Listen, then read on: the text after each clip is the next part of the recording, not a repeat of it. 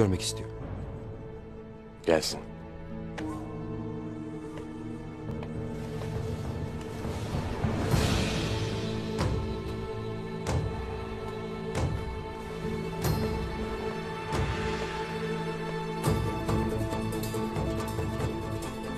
Yine karşılaştık Ertuğrul.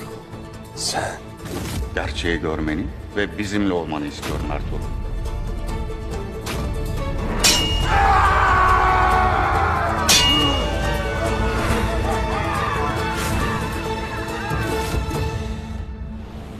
Saadettin Köpek sana selamlarını söyledi. Büyük hizmetlerin için minnettar olduğunu da. Lakin Lakin ne? şimdi de benden senin kelleni saraya götürmemi ister.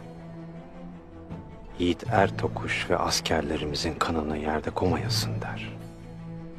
Hainler demek Saadettin Köpek'in sofrasından Noyan'ın sofrasına, oradan da dayımın otağına ellerini kollarını sallayarak, pişkin pişkin sırıtarak gelebiliyorlarsa kılıçlarımız kınında paslanmayacaklar demektir.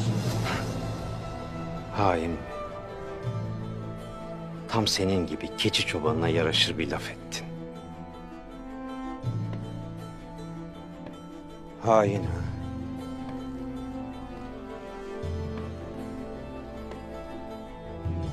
Her şey devletimizin âli menfaatleri için Ertuğrul.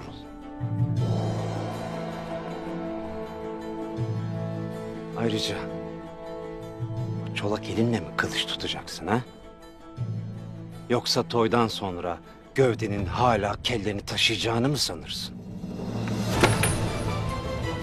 Demek senin de ecelin gelmiş.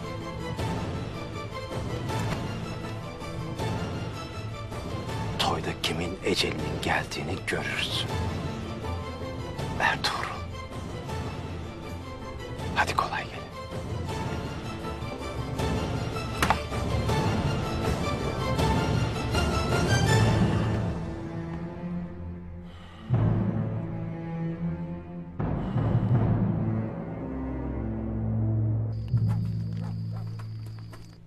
Ertuğrul Bey'in masum olduğuna hepimiz inanmak isteriz Gökçe.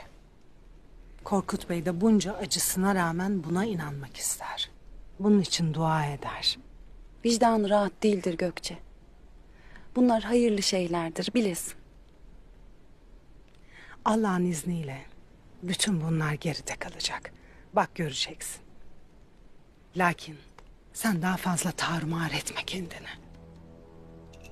Anam da, abilerim de, ablam da dışlarlar beni. Tuğtekin Bey'ime Ertuğrul Bey'imin peşinden gönderdim diye istemezler beni.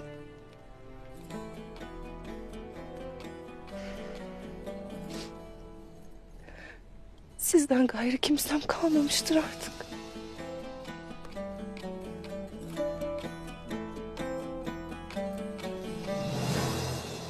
Yeni bir cihan düzeni kurulmakta Gümüştekin.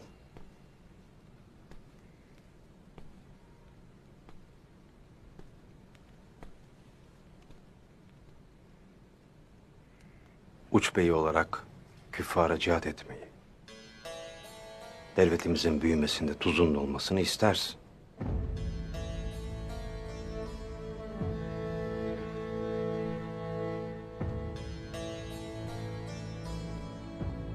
Bizans sınırları gaza için fevkalade uygundur.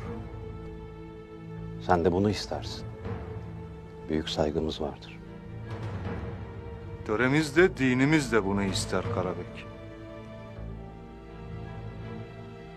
Lakin öyle zamanlar gelir kapıya dayanır ki istediğini elde etmek için şeytanın koynuna bile girersin. Şeytan kim?